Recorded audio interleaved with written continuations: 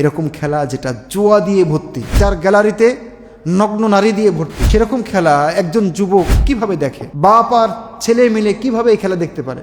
আপনি বাংলাদেশি, বাংলাভাষী, আপনি মুসলিম, মুসলিম মায়ের সন্তান, মুসলিম বাবার সন্তান, আপনার গায়ে থাকবে একজন নাস্তিকের পোশাক, একজন বেঈমান কাফিরের পোশাক। মায়ের কাপড় কিনে দিতে পারে না, চাঁদা তুলে ঠিকই লম্বা পতাকা এবং ফ্ল্যাগ তৈরির প্রতিযোগিতা। কত মিটার, কত কিলোমিটার ফ্ল্যাগ তৈরি করছে, দেখেছেন না? ঘরের ছাদের উপরে লা ইলাহা ইল্লাল্লাহর বদলে থাকবে এই বাতিল যারা ইসলামের দুশমন, ওদের পতাকা পতপত করে উঠবে, আর আপনি বলবেন মুসলিম, দিক আপনার ইসলাম। এর মধ্য দিয়ে মারামারি হচ্ছে। দেখবেন যে অনেক জায়গায় মারামারি হয়। খবরে এটাও দেখলাম যে ফ্ল্যাগ টানাতে গিয়ে দেখলাম যে মানুষ বিদ্যুৎপৃষ্ট হয়ে মারা গিয়েছে।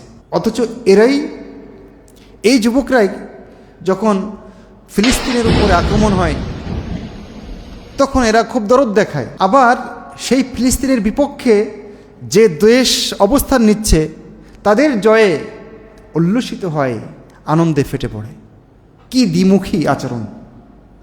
আর রাসূল সাল্লাল্লাহু আলাইহি ওয়াসাল্লাম বলছেন, মান তাশাব্বাহা বিকওমিন ফাহুয়া মিনহুম, যে যাদের সাদৃশ্য অনুসরণ করবে সে ওদের দলভুক্ত বলে গণ্য হবে। এখন আপনি ব্রাজিল নেবেন না আর্জেন্টিনা নেবেন, আপনি ডিসাইড, আপনার ডিসাইড করার দায়িত্ব।